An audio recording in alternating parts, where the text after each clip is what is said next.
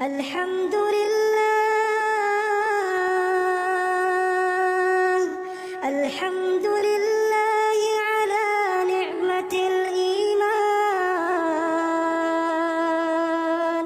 alhamdulillah ala ni'matil Islam. Bismillahirrahmanirrahim. Assalamualaikum warahmatullahi wabarakatuh.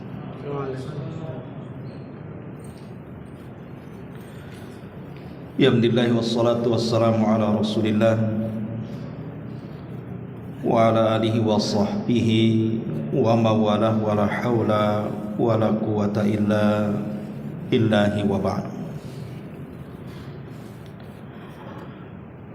Alhamdulillah, segala puja dan puji hanya milik Allah subhanahu wa ta'ala. Salawat dan juga salam kita hadiahkan kepada Rasul kita Nabi besar Muhammad sallallahu alaihi wa ala alihi wasallam.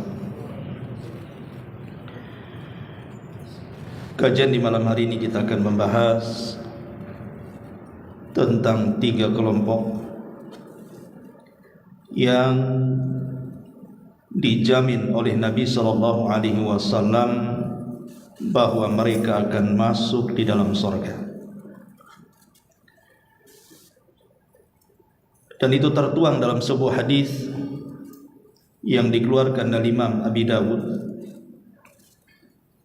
pada nomor urut hadis ke-4167 dari hadis Abi Umamah radhiyallahu anhu. Nabi sallallahu alaihi wasallam bersabda, "Ana za'imun bi baitin fi rabadil jannati liman tarakal mira wa in kana muhiqqan wa bi baitin fi wasatil jannati liman tarakal kadhiba wa in kana maziha wa bi baitin fi a'lal jannati liman hasuna khuluquhu." Kata Nabi sallallahu alaihi wasallam, aku akan memberikan jaminan satu rumah di tepian sorga bagi seseorang yang meninggalkan perdebatan meskipun dia di atas kebenaran. Dan aku juga menjamin akan dibangunkan satu rumah di sorga di tengah-tengahnya bagi seseorang yang meninggalkan kedustaan meskipun hanya bergurau atau bercanda. Dan aku juga menjamin satu rumah di sorga yang paling tinggi bagi seseorang yang bisa berakhlak dengan akhlak yang mulia. Inilah 3 kelompok yang disebutkan Nabi sallallahu alaihi wasallam, bahwa 3 kelompok ini dijamin akan dibangunkan rumah oleh Allah subhanahu wa ta'ala di sorga atas lisan Rasul. Baik, yang pertama, Nabi mengatakan, "Ana za'imun bi baitin fi rabadil jannah." Aku akan jamin dibangunkan satu rumah di tepian sorga bagi siapa? Liman taraka al-mira wa in kana muhiqqan. Bagi orang yang meninggalkan mira, artinya perdebatan, walaupun dia di atas kebenaran. Apa maknanya? Ma'asyiral muslimin yang dimuliakan Allah subhanahu wa ta'ala,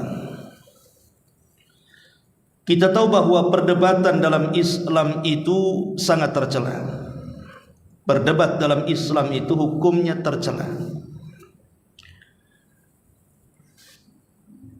Dan yang dimaksud perdebatan dalam Islam di sini artinya al-mira, ada mira, ada jidal. Harus dibedakan kalau mira dengan jidal itu. Kalau mira, berdebat memang bukan untuk mencari sebuah kebenaran. Kalau jidal terkadang mencari kebenaran, terkadang tidak. Kenapa demikian? Kalau seandainya ada orang yang berdebat di halayak orang ramai, saya akan contohkan satu kisah. Ada seorang ulama bahasa namanya Sibawayh. Itu pernah berdebat dengan Al-Imam Al-Kisai. Itu dua-duanya ulama nahwu, ulama bahasa. Ma'ruf kalau kita belajar ilmu nahwu, selalu dua ulama itu disebut-sebut, Al-Imam As-Sibawayh dan Al-Imam Al-Kisai. Jadi berdebat di halayak orang ramai. Qadarullah, As-Sibawayh mampu mengalahkan Al-Kisai dengan hujahnya. Setelah terjadi perdebatan ini, maka Imam Al-Kisai pun kemudian berusaha keluar dari kerumunan orang yang menyaksikan debat itu dengan sembunyi-sembunyi karena malu. Karena malu dia kalah dalam perdebatan. Makanya dia menutup wajahnya, kemudian keluar dengan perasaan sakit hatinya. Dari sini kita tahu bahwa gambaran perdebatan Sibawayh dan Kisai ini, kalau orang kemudian melakukan perdebatan di halayak orang ramai dan orang itu bisa mengalahkan, terkadang yang dikalahkan itu merasa kecil hati, terkadang hatinya juga sedih. Lah sesiapa, kata Nabi SAW, yang dia menjaga hatinya, hati lawan debatnya, dia bisa mengalahkannya. Sebenarnya dia mampu mengalahkan dengan mudah. Tapi karena ingin menjaga hati saudaranya, dia berpura-pura tidak memiliki hujah yang kuat, supaya kesannya itu ya sama-sama.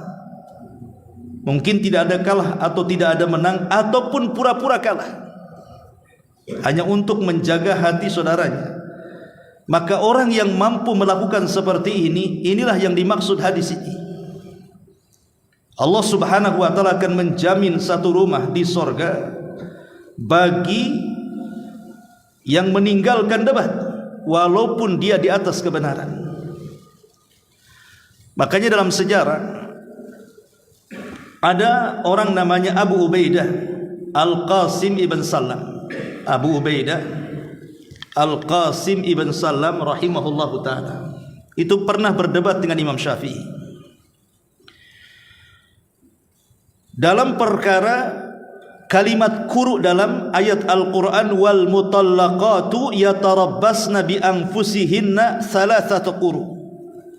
Jadi ada kalimat quru dalam Quran, maknanya, dan wanita-wanita yang diceraikan oleh suaminya, wanita-wanita yang diceraikan oleh suaminya, maka masa tunggunya atau masa iddahnya itu 3 quru. Apa maksud 3 quru di sini? Ada yang mentafsirkan quru di sini maksudnya 3 kali haid, ada yang mengatakan 3 kali suci dari haid. Jadi kalau ada wanita dicerai dan dia masih mengeluarkan darah haid, maka tidak boleh menikah dengan laki-laki lain sampai dia menghabiskan masa quruknya, masa iddahnya, masa tunggunya. Lah ada yang mengatakan masa tunggu itu 3 kali haid wanita ini baru boleh menikah lagi. Tapi ada yang mengatakan bukan haid tetapi bersih daripada haid. Apa bedanya? Bedanya kalau haid berarti semata-mata keluar darah, ketiga kalinya berarti besoknya sudah bisa menikah dia dengan laki-laki lain. Tapi bagi yang mengatakan suci dari haid, tunggu dulu sampai selesai haidnya, setelah suci baru boleh menikah lagi. Itulah makna quru. Jadi Imam Syafi'i ini dia berpendapat bahwa masa tunggu haid itu, masa tunggu wanita yang ditalak ataupun masa iddah itu 3 kali haid. Itu pendapat Imam Syafi'i. Tapi pendapat Abu Ubaidah Al-Qasim ibn Salam ini, sama-sama ulama di zamannya, pakar fikih ini, dia berpendapat lain bahwa quru di situ bersih dari haid. Terjadilah perdebatan hebat antara Imam Syafi'i dengan Abu Ubaidah Al-Qasim ibn Salam ini. Tetapi kemudian setelah melakukan perdebatan, selesai berdebat, Tiba-tiba Imam Syafi'i mengatakan, sungguh aku takjub dengan pendapatmu, dan aku mengakui kekalahan debatku, dan sekarang aku berpendapat bahwa quru dalam ayat itu artinya suci dari haid, sesuai dengan pendapatmu. Tetapi sebaliknya Abu Ubaidah Al-Qasim bin Salam mengatakan, ya Syafi'i, sungguh aku yang kalah, dan aku lebih cenderung kepada pendapat yang engkau berikan bahwa quru di situ artinya haid. Coba bayangkan, setelah selesai berdebat malah Imam Syafi'i mengikuti pendapat Abu Ubaidah Al-Qasim bin Salam, tetapi Abu Ubaidah Al-Qasim bin Salam justru mengambil pendapat Imam Syafi'i. Tukar-tukaran pendapat jadinya kan. Lah kalau debat seperti ini kan enak. Makanya para ulama salaf dulu, kalau mereka ingin berdebat itu, maka selalunya mereka melaksanakan 2 rakaat sunnah. Berwudu, kemudian melakukan 2 rakaat sunnah wudu, kemudian berdoa kepada Allah. Apa doa para ulama dulu? Mereka berdoa kepada Allah Subhanahu wa taala kalau hendak berdebat itu. Mereka menghendaki bahwa yang menang itu lawan debatnya. Mereka meminta kepada Allah agar yang menang itu lawan debatnya supaya dapat faedah.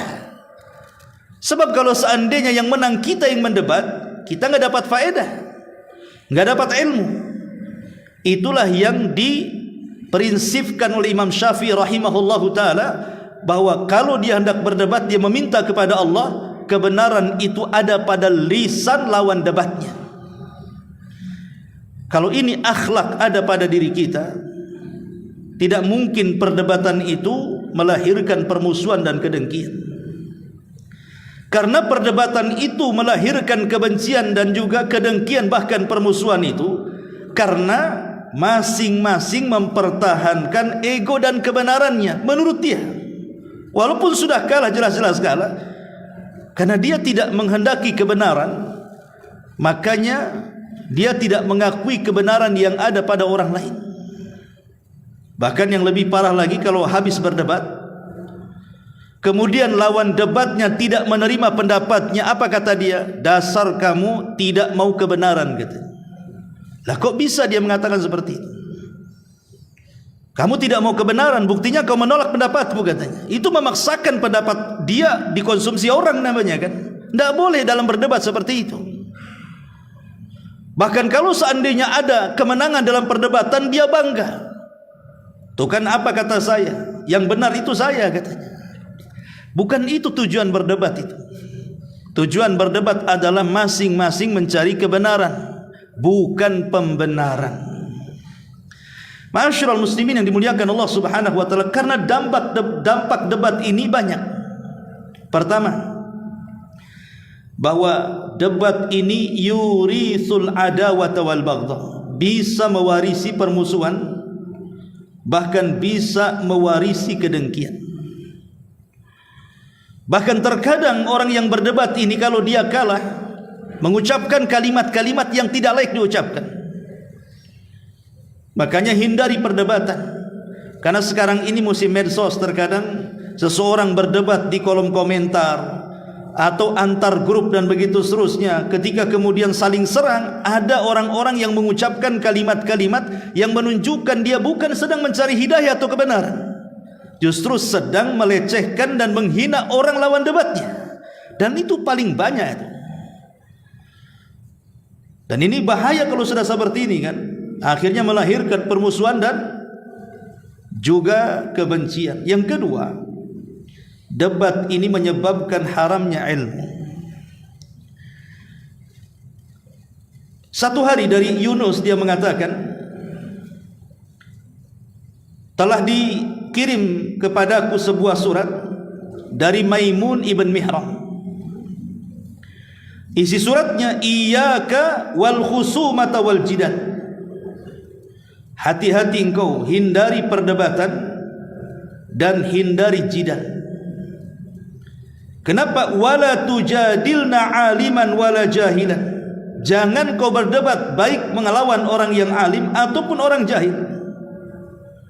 Kenapa demikian? Ammal alim fa innahu yahzan anka ilmu wala yubali ma sanata wa ammal jahil fa innahu yahshan bi sadrika wa la yuti'u. Karena kalau lawan debatmu seorang alim, boleh jadi kemudian engkau bisa mengalahkannya, maka sama saja engkau sudah membuat sedih hatinya, sudah merusak hatinya, dan dia tidak peduli apa yang kau lakukan. Tetapi orang jahil pasti dia akan mengeyel dan tidak akan mengikuti apapun yang kau katakan. Makanya kata Imam Syafi'i, aku tidak pernah kalah kalau berdebat dengan orang alim, tapi aku kalah kalau berdebat dengan orang jahil. Karena orang jahil itu ngeyelan. Debat sama orang jahil itu ngeyel, nggak dapat kebenaran. Makanya Imam Syafi'i mengatakan, aku tidak pernah berdebat dengan siapapun kecuali aku menang, katanya. Kecuali melawan orang jahil aku kalah, katanya. Makanya dari sini ma'asyiral muslimin yang dimuliakan Allah Azza wa Jal, hindari perdebatan, terutama dalam masalah-masalah khilafiyah. Masalah-masalah khilafiyah yang masing-masing ulama ada pendapat di situ. Contoh namanya kunut subuh nih. Ada orang berdebat kunut subuh itu sampai sengitnya saling sesat menyesatkan, gara-gara masalah kunut. Padahal kunut subuh sendiri masalah khilaf ulama ini. Itu kan sumbernya gara-gara masalah hadis. Ada tambahan dalam hadis itu, Nabi SAW kunut sampai dia meninggal. Sebagian para ulama mengatakan bahwa tambahan ini lemah, sebagian orang mengatakan tambahan ini sahih. Imam Syafi'i mengatakan sahih tambahannya, Imam Ahmad mengatakan tidak sahih tambahannya. Bagi yang mensahihkan tambahan hadis ini berarti disyariatkan kunut. Bagi yang melemahkan berarti kunut itu bid'ah. Tapi kan sama-sama punya hujah di sini.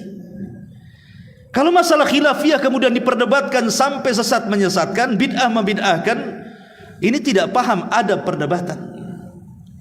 Jadi hindari perkara-perkara. Kalau memang kita ini berdebat, kemudian lawan debat kita ini nampaknya ngeyelan, ataupun dia tidak hendak mencari kebenaran, tinggalkan saja. Karena asal memang meninggalkan perdebatan itu disyariatkan sebagaimana hadis ini. Ma'asyiral muslimin yang dimuliakan Allah Azza wa Jalla, termasuk juga jidal ini sababun li raf'il barakati wa dhihabil khairi. Perdebatan ini menyebabkan terangkatnya berkah dan kebaikan. Dulu di zaman Nabi SAW didatangi malaikat Jibril ketika bulan Ramadan. Kemudian Rasul diberitahu tentang tanggal Lailatul Qadar. Rasul senang karena dikasih tahu tanggal Lailatul Qadarnya tanggal sekian. Berarti kalau sudah diketahui tanggal sekian, berarti tidak perlu lagi capek-capek mencari Lailatul Qadar kan, karena sudah ada tanggalnya. Tetapi setelah Rasul SAW keluar rumah ingin memberitahu para sahabatnya tentang tanggal Lailatul Qadar itu, tiba-tiba di jalan ada dua sahabat yang berdebat sampai mengangkat suaranya. Maka Nabi SAW akhirnya sibuk melerai dua orang ini. Lama sekali Rasul kemudian mendamaikan dua orang ini sampai betul-betul damai. Setelah meleraikan dua orang yang berdebat ini, Rasul lupa. Kemudian pulang ke rumah. Padahal tujuannya dia keluar rumah itu ingin memberitahu tanggal Lailatul Qadar. Tapi karena sibuk kemudian melerai dua orang yang berdebat, dia lupa memberitahu, langsung pulang. Sampai di rumah dia tidak ingat lagi tanggal berapa itu. Lihat bagaimana gara-gara perdebatan ini akhirnya hilang berkah kan. Terpaksa akhirnya kita harus mencari Lailatul Qadar dengan susah payah di 10 malam terakhir itu, karena tidak tahu Lailatul Qadar tanggal berapa jadinya kan. Entah tanggal 21, 23, 25, 27, 29, kita tidak tahu dengan satu pun. Makanya Aisyah radhiyallahu anha ketika ditanya tentang Lailatul Qadar, Aisyah mengatakan Lailatul Qadar itu sama dengan Ismul A'zam dalam Asmaul Husna. Nama Allah yang agung dalam nama-nama Allah yang 99 nama itu. Tidak tahu mana yang satu. Sehingga kita harus mencarinya. Begitu juga malam Lailatul Qadar tanggalnya berapa, tidak ada yang tahu kecuali harus mencarinya. Tapi Rasul sudah mengatakan carilah di 10 akhir Ramadan. Tapi lihat gara-gara perdebatan dua orang ini akhirnya berkah hilang. Coba kalau seandainya tidak ada orang yang berdebat, Kemudian Rasul memberitahu umatnya, kan kita tidak lelah-lelah, pasti pamannya pada tanggal 27, semua serentak tanggal 27 pasti orang itu menghidupkan malam. Inilah gara-gara debat diangkatlah kebaikan. Nah, itu pengaruh daripada jidal. Kemudian juga jidal adalah sababul halak, dia sebab kehancuran.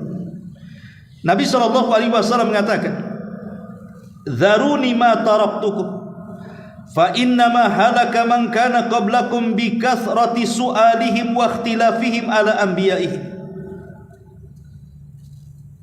Sudah, lakukan saja apa yang kutinggalkan kepada kalian, kata Nabi.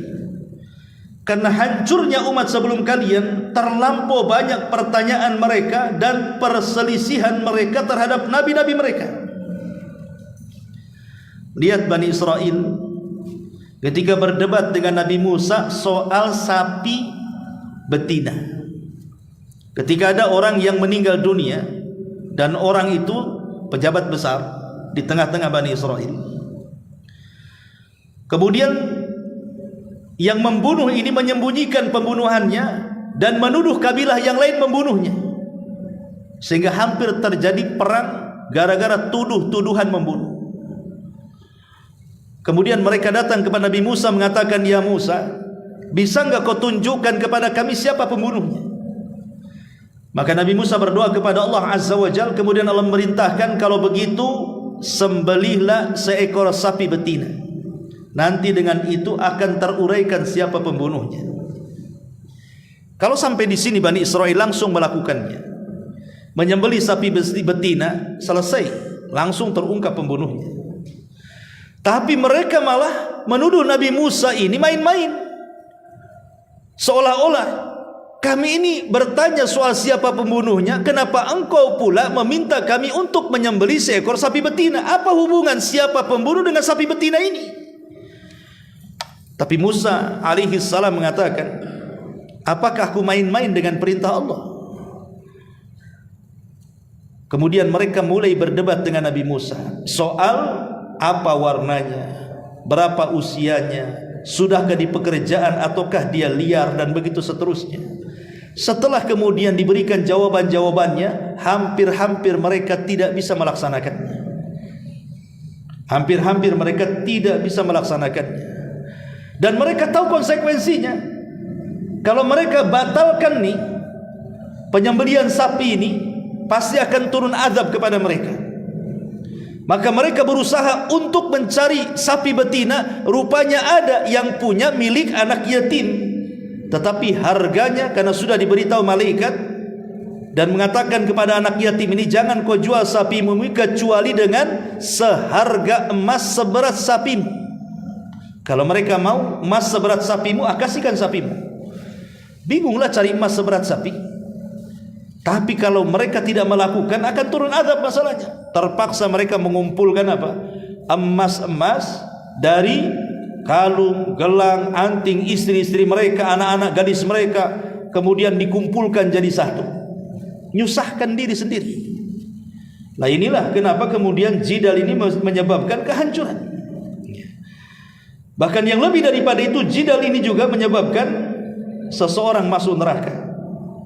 Nabi SAW mengatakan, man talabal ilma liyujariya bihil ulama aw liyumariya bihis sufaha wa yasrifa bihi wujuhan nas ilaihi adkhalahu Allahun nar. Siapa yang mencari ilmu dalam rangka mendebat para ulama atau berjidal dengan orang-orang jahil supaya dia punya wajah di tengah-tengah manusia, punya kemuliaan di tengah-tengah manusia, kecuali Allah akan masukkan dia ke neraka. Artinya talabul ilminya percuma, karena tujuannya bukan untuk lillah, tapi hanya untuk berdebat dan berdebat. Ma'asyiral muslimin yang dimuliakan Allah Azza wa Jalla, ini yang pertama. Kemudian yang kedua, Nabi SAW mengatakan, wa bi baitin fi wasatil jannati liman tarakal kadhiba wa in kana maziha. Dan Nabi akan menjamin satu rumah di tengah-tengah surga.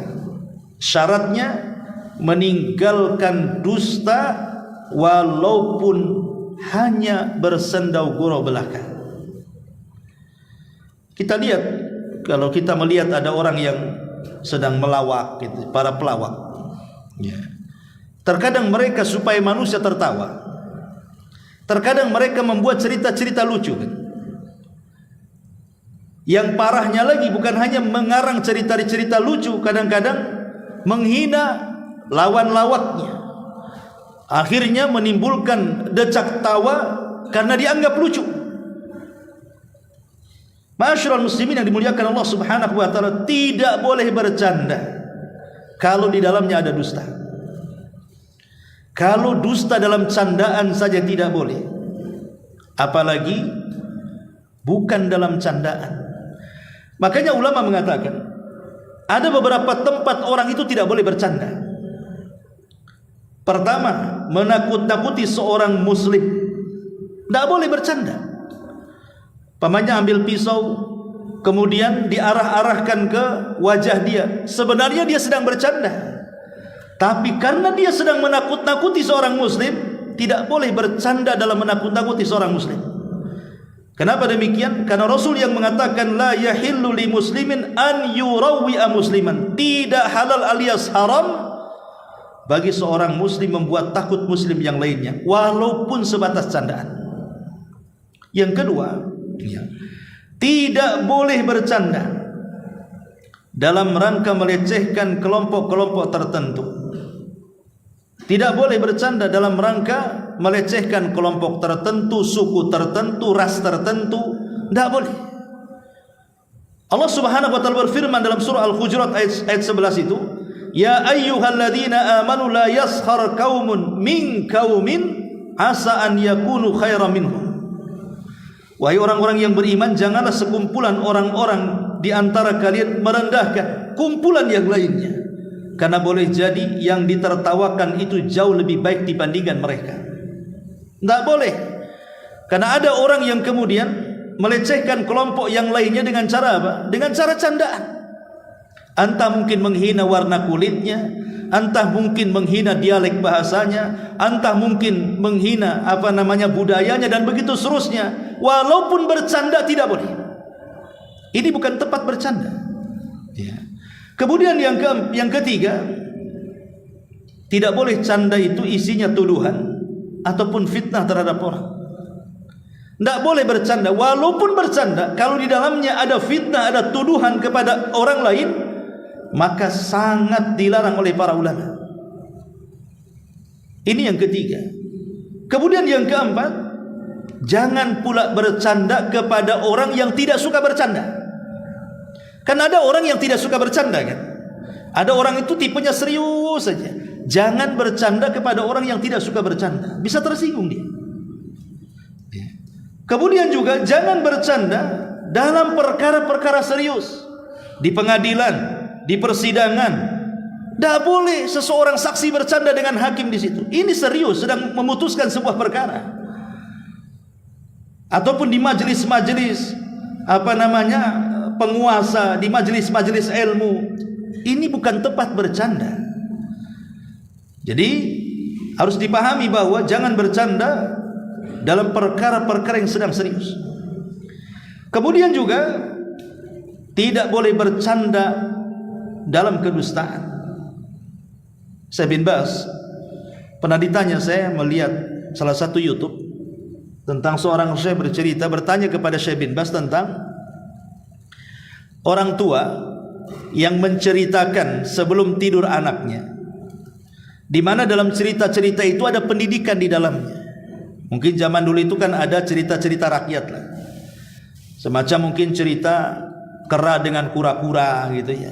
Zaman dulu itu kan memang ada pendidikan di dalamnya.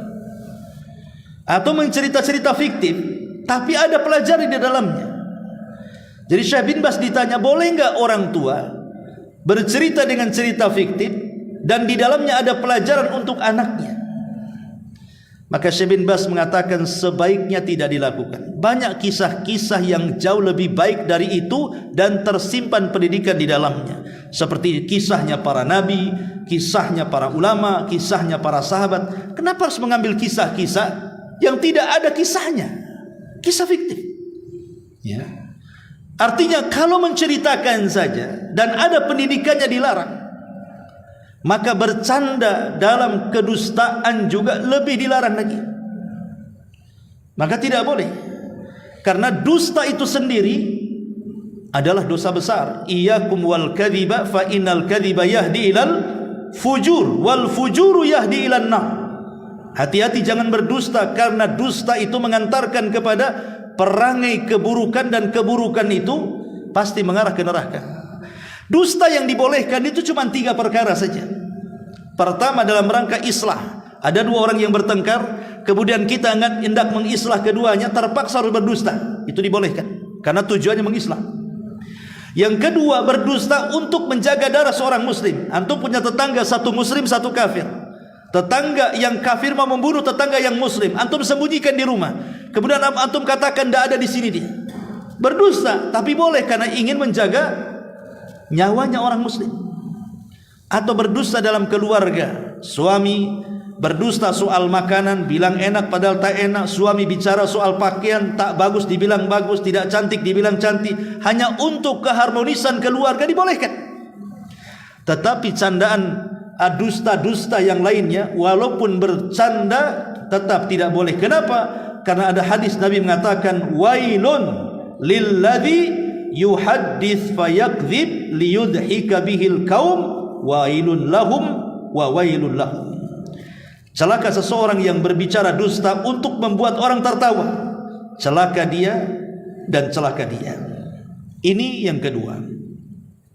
Kemudian yang ketiga, Nabi SAW mengatakan, wa bibaitin fi a'lal jannati liman hassana khuluqahu. Dan aku jamin, kata Rasul, Allah akan bangunkan satu rumah di tempat yang paling tinggi di sorga. Bagi siapa? Bagi orang-orang yang memperbaiki akhlaknya. Yang dimaksud khuluk itu artinya akhlak yang dilatih. Kan akhlak itu ada 2 ya. Memang ada akhlak bawaan. Dari kecil memang dia punya akhlak, karakternya seperti itu. Maka ini bukan akhlak, memang tabiat masuknya. Tapi yang dimaksud akhlak di sini dalam hadis ini artinya akhlak yang memang dilatih dan dibiasakan. Itu maksudnya. Jadi akhlak yang dilatih dan dibiasakan, bukan tabiat dari kecil, bukan. Akhlak yang dilatih. Seperti umpamanya orang yang biasa ngomong kasar, dilatih dia mulai meninggalkan sedikit-sedikit tuh. Mulai halus, mulai santun, dibiasakan. Ya. Jadi orang-orang yang kemudian biasa menghina orang, mulai dia menghormati orang. Atau tak biasa dia mengucapkan terima kasih, akhirnya dia berusaha untuk berterima kasih. Jadi terus dilatih sama dia. Itu disebut akhlak namanya. Jadi kalimat khuluk itu artinya akhlak yang dibiasakan dan dilatih. Sebab kalau yang memang tabiat dari kecil itu bukan akhlak, dalam bahasa Arabnya apa? Khimun atau apa tuh namanya. Itu memang sudah tabiat dari kecil ya. Tapi maksudnya akhlak di sini artinya sesuatu kebiasaan baik yang dilatih akhirnya menjadi orang baik. Masyarul muslimin yang dimuliakan Allah Subhanahu wa taala, kenapa kemudian Nabi sallallahu alaihi wasallam menutup dengan akhlak?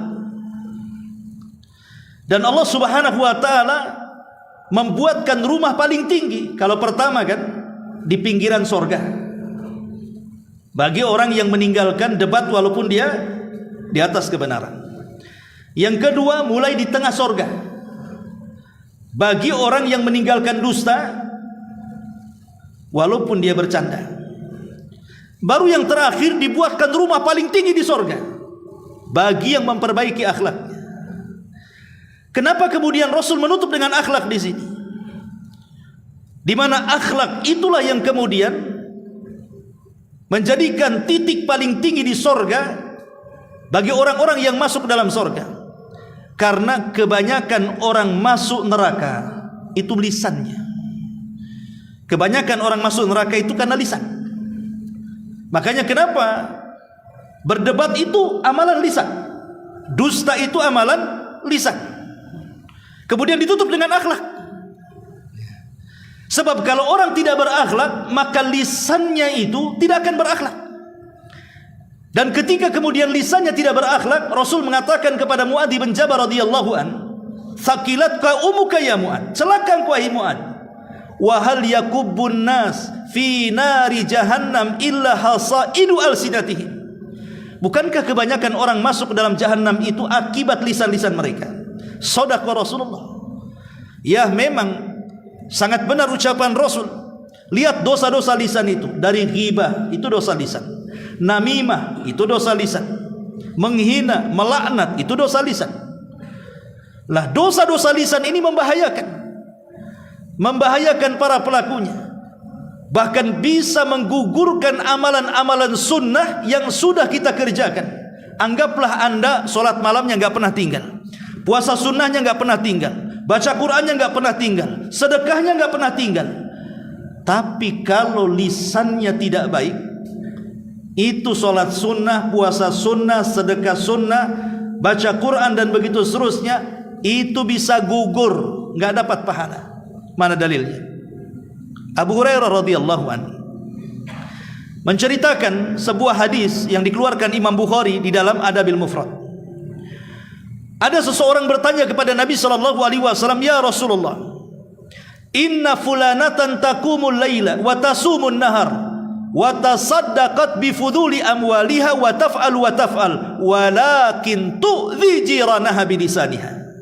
Rasul, ada seorang ibu-ibu, seorang wanita, kalau malam tidak pernah tinggal sholat malam, kalau siang tidak pernah puasa, tidak pernah tinggal puasa sunnah, dan tempat-tempat yang dihajatkan untuk disedekahkan, maka dia sedekahkan hartanya di situ. Dan dia pun banyak melakukan kebaikan ini dan itu. Tapi penyakitnya satu, wahai Rasul, lisannya membuat tidak aman tetangganya, selalu menyakiti tetangganya. Coba di antara kita, siapa yang rajin sholat malam? Siapa di antara kalian yang rajin sholat malam atau puasa sunnah? Senin Kamis lah, kalaupun tidak puasa Daud. Atau yang rajin setiap hari baca Quran, atau yang rajin bersedekah ke sana kemari kan? Tidak ada.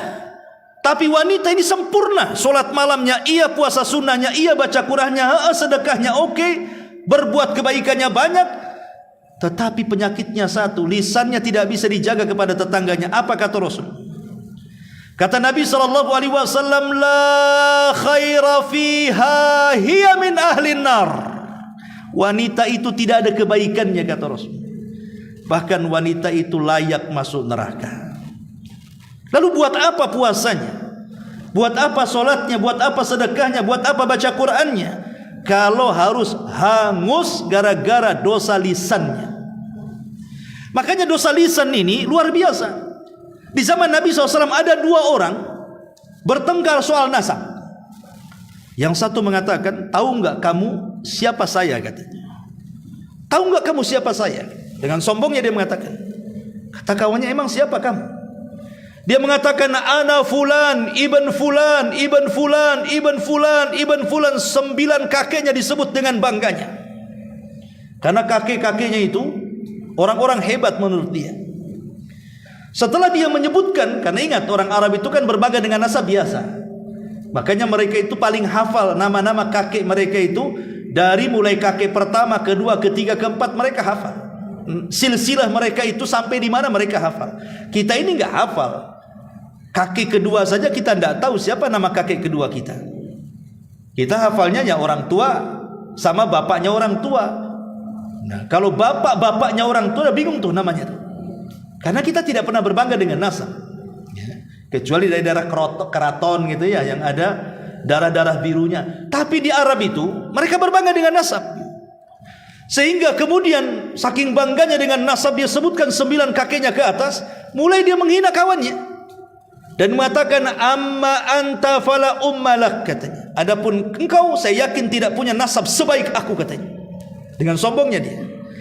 Maka lawannya ketika hendak menyebutkan nasab dengan malu-malunya karena kakeknya tidak sehebat kakek kawannya, ketika hendak mengatakan saya fulan ibn fulan, datang Nabi datang di situ. Kemudian Nabi SAW menghentikan, jangan kalian berdebat soal nasab. Kemudian Rasul menceritakan tentang kisah dua orang di zaman Bani Israel yang sama-sama cerita tentang nasab. Jadi zaman Bani Israel ada dua orang yang mengatakan, tahukah kamu siapa saya? Saya Fulan bin Fulan, Fulan bin Fulan, Fulan bin Fulan, sampai 9 kakinya dengan bangga disebutkan. Setelah dia menyebutkan kaki buyutnya, dia menghina kawannya dan mengatakan, amma anta fala ummalaka, adapun engkau pasti engkau tidak sehebat nasabku, kata.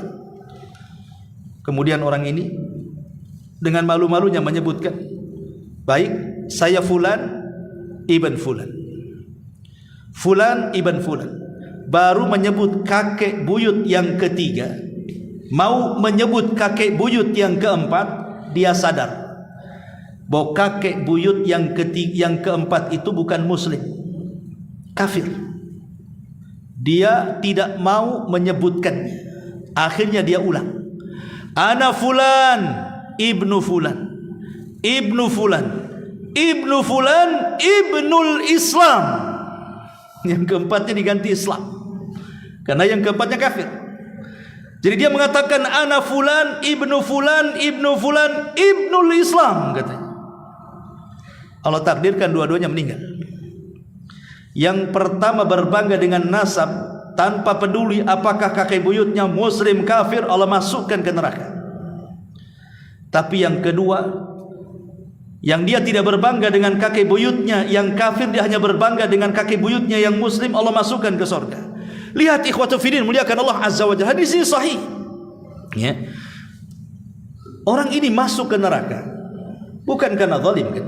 Bukan karena membunuh orang, bukan karena zina, bukan karena menampar, bukan karena mengambil hak orang. Enggak. Orang ini masuk neraka gara-gara lisan. Hanya menyebutkan saya anak si fulan, anak si fulan, anak si fulan, masuk neraka. Ini kan dosa lisan namanya. Makanya kenapa Nabi SAW dalam hadis ini menutup dengan akhlak? Karena akhlak inilah yang kemudian memperbaiki lisan seseorang. Supaya kita ingin masuk surga dan surga yang paling tinggi, maka berakhlaklah supaya lisan kita tidak suka berdebat dan tidak suka berdusta. Gitu maksudnya. Ma'asyiral muslimin yang dimuliakan Allah azza wa jalla. Adapun keutamaan akhlak sendiri, yang pertama, sabab lidukhulil jannah. Sudah jelas, akhlak itu menyebabkan orang masuk surga berdasarkan hadis yang kita baca. Yang kedua, sababun fi mahabbatillahi li'abdi. Akhlak itu sebab mendapatkan kecintaan Allah kepada hambanya ataupun kecintaan hamba kepada hamba yang lain. Terkadang begini ikhwatu fiddin, ada dua orang, ya, yang satu sudah mengaji, masya Allah gitu ya, pakai gamis, cingkrang, berjanggut dan begitu seterusnya. Oh, sunnah-sunnah Nabi oke lah secara lahiriah. Tapi kalau ngomong kadang-kadang tidak terkontrol, masih kasar, masih suka mukul istrinya, masih suka mengasingkan diri karena beda kelompoknya, dia tak mau nyapa, tak mau salam, tak mau ngomong, kan gitu. Ini yang satu tidak pernah ngaji. Boleh jadi mungkin sholat pun tidak, ngaji pun tidak, kan gitu. Tapi akhlaknya bagus, senyum, suka bantu, pokoknya muamalahnya bagus. Terkadang di mata manusia, siapa yang disukai? Yang disukai itu yang bagus akhlaknya, walaupun dia tidak ngaji, walaupun tidak sholat, walaupun tidak melakukan ibadah. Itu terkadang ya, itu maksudnya di mata manusia ya. Apalagi kalau seandainya sudah bagus akhlaknya, bagus pula ibadahnya, maka sempurnalah hidupnya. Makanya kenapa Nabi SAW mengatakan, idza ja'akum man tardawna dinahu wa khuluquhu fazawwijuh. Kalau ada laki-laki datang melamar putrimu, baik agamanya, baik akhlaknya, nikahkan segera. Sebab kalau tidak, hancur anakmu nanti. Lihat Rasul mengatakan apa? Baik agama dan akhlak. Berarti agama dan akhlak ini tidak bisa dipisahkan. Sebab kalau seandainya hanya bagus agamanya saja tapi tidak bagus akhlaknya, ada kekurangan dalam hidupnya. Ataupun sebaliknya, bagus akhlaknya tapi kurang bagus agamanya, ada kekurangan dalam hidupnya. Tapi kalau bisa menggabungkan agamanya oke, akhlaknya iya, mantap tuh. Berarti dia sempurna kehidupannya.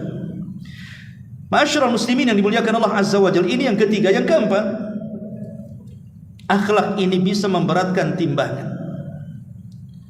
Ma min syai'in athqal fil mizani min husnil khuluqi, kata Rasul. Tidak ada sesuatu yang mampu memberatkan timbangan kelak pada hari kiamat melebihi baiknya akhlak.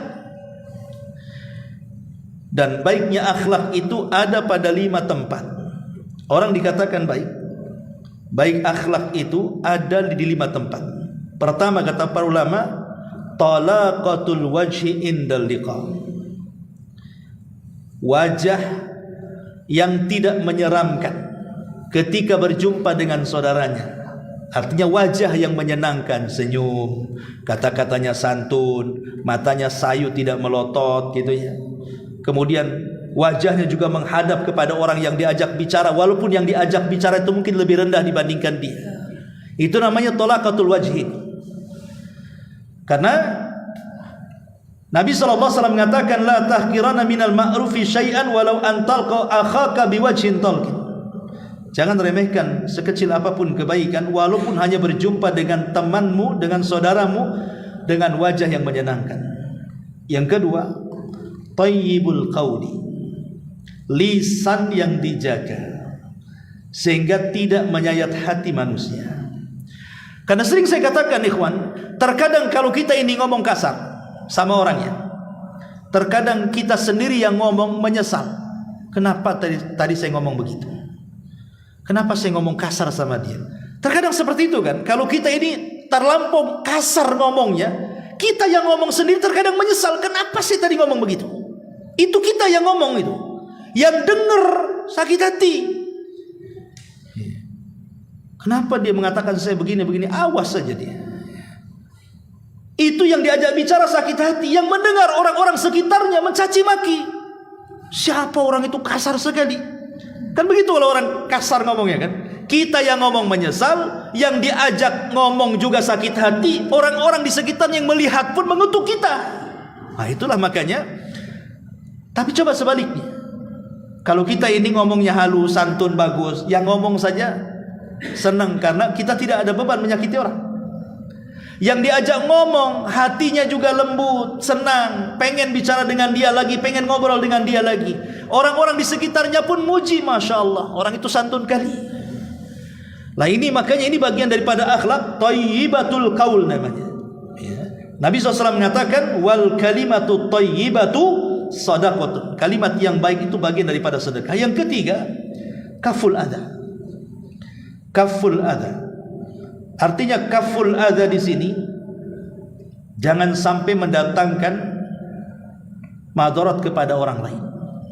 Jangan sampai mendatangkan keburukan kepada orang. Naruh sampah. Ya memang betul sampah itu depan rumah kita. Tapi itu sampah basah bau. Baunya ke tetangga. Ya. Lah ini kan masalah kan? Apalagi kalau sampahnya jelas-jelas diletakkan depan rumah tetangga pula kan, itu kurang ajar namanya. Yang jelas-jelas saja kita letakkan di depan rumah kita, tapi kalau baunya ke tetangga, itu sama nggak punya akhlak namanya. Atau naruh motor asal-asalan gitu ya, parkir depan rumah tetangga. Atau punya pohon mangga di depan rumah. Giliran panen kita yang ngambil buahnya, giliran nyapu tetangganya yang nyapu bersih tuh daunnya. Ini kan masalah ya, Pak. Ya. Nah ini contoh-contoh, maka akhlak itu jangan sampai membawa madarat kepada orang lain. La dharara wa la dhirar. Baik dengan lisan kita atau dengan perbuatan kita. Al muslimu man salimal muslimuna min lisanihi wa yadihi. Seorang muslim itu kalau muslim lainnya selamat dengan lisan dan tangannya. Yang keempat, tahammul adza an-nasi. Maafkan. Ya, jangan membalas. Kalau disakiti manusia jangan membalas sebisa mungkin. Pamannya ada saudara kita menyakiti kita dengan lisannya. Kalau kita balas lisan dengan lisan, maka tidak bisa dibedakan mana yang berakal, mana yang gila. Supaya dibedakan sama-sama, oh dia tidak berakal, saya jangan sampai dia tidak berakal. Supaya terbedakan mana yang baik, mana yang buruk. Sabar. Idfa billati hiya ahsan. Kalau bisa balas dengan sesuatu yang jauh lebih baik lagi. Kalau kita bisa melakukan seperti ini berarti kita berakhlak. Makanya ada istilah para ulama, apapun yang diucapkan manusia itu jangan dipedulikan. Karena hakikatnya orang yang sedang marah dengan ucapan yang kasar kepada kita, dalam hatinya ada bara api yang sedang diluapkan. Kalau seandainya kemudian kita ikut marah dan mengatakan yang sama, itu sama dengan memindahkan bara api saudaranya ke dalam hati kita. Sama-sama marah, sama-sama menyala akhirnya kan. Nah, ini jadi masalah jadinya. Makanya kenapa Al-Quran mengatakan wa jazaa'us sayyi'ati sayyi'atu mithluha. Kalaupun harus kita balas kejahatan orang itu, maka balaslah sesuai dengan kejahatannya saja, jangan lebih. Ada orang ingin membalas kejahatan dengan kejahatan yang lebih dibandingkan kejahatan dia kepada kita. Yang sering saya contohkan, kalau seandainya ada orang yang mencaci maki kita, anggap saja dia mengatakan kepada kita, oh dasar bangsat, maka kita boleh membalas dengan membalik kata-kata, kau yang bangsat, titik sampai di sini. Karena dia ngomong begitu. Ya. Jangan pula kita tambah. Ya. Oh dasar bangsat, dasar anjing, dasar babi. Ah, ini menambah namanya. Ya. Tidak boleh kita menambah cacian orang. Kalau dia menyebutkan satu kata, kita balik kata-kata itu yang dibolehkan. Kalaupun harus membalas. Karena Allah yang mengatakan wa jazaa'us sayyi'ati sayyi'atu mithluha, kan itu. Balasan orang yang berbuat jahat itu dengan kejahatan yang sama, tidak boleh lebih. Kalau lebih itu namanya berarti kita lebih jahat dibandingkan dia. Maka kenapa kemudian tahammul adza ini bagian daripada akhlak. Dan yang terakhir, al-ihsan ilan nas ma'a isaatihim, berbuat baik kepada manusia padahal mereka sudah berbuat jahat kepada kita. Kalau ini bisa dilakukan, luar biasa. Lihat Abu Bakar Siddiq radhiyallahu anhu. Sudah jelas-jelas Mistah ini, Ibn Utsatha ini memfitnah Aisyah berzina dengan Safwan, padahal ini adalah berita hoax yang ditimbulkan orang-orang munafik. Sementara Mistah Ibn Utsatha ini setiap hari yang ngasih rumah Abu Bakar, yang ngasih uang bulanan Abu Bakar, makan ikut Abu Bakar. Ketika terjadi fitnah Aisyah, ikut-ikut memfitnah dia. Siapa yang tidak sakit hati? Abu Bakar manusia sakit hati juga. Tapi kemudian turun ayat, tidak boleh seseorang bersumpah padahal dia punya kekayaan untuk tidak memberi makan kepada kerabatnya. Bukankah Allah ingin mengampuni dosa-dosamu? Maka kemudian setelah turun ayat ini, wala ya'tali ulil fadli minkum wasa, ila akhir ayat itu, maka Abu Bakar kemudian meredam marahnya dan dia berjanji kepada Allah, dia ingin memberikan nafkah lagi kepada Mistah 2 kali lipat dari sebelumnya. Bisa seperti Abu Bakar? Tidak ada. Kalau kita ini umpamanya merawat saudara kita, tahu-tahu saudara kita memfitnah kita, bisa diusir sama kita di rumah. Ngapain aku rawat kau, katanya, pergi sana. Lah, kalau kita bisa berbuat baik kepada orang yang berbuat jahat kepada kita, ini bagian daripada akhlak yang mulia. Inilah 5 yang disebut dengan akhlak oleh para ulama. Ma'asyiral muslimin yang dimuliakan Allah Subhanahu wa taala. Dan yang terakhir tentunya, akhlak adalah alamah ala kamalil iman. Akhlak itu alamat yang menunjuk tentang kesempurnaan iman. Rasul mengatakan akmalul mu'minina imanan ahsanuhum khuluqa. Sesempurna iman seorang mukmin adalah yang paling baik akhlaknya. Wallahu a'lam bishawab. Inilah yang bisa saya sampaikan, mudah-mudahan manfaatnya. Subhanallah bihamdika asyhadu an la ilaha illa anta astaghfiruka wa atubu ilaik. Allahu ta'ala alam. Assalamualaikum warahmatullahi wabarakatuh.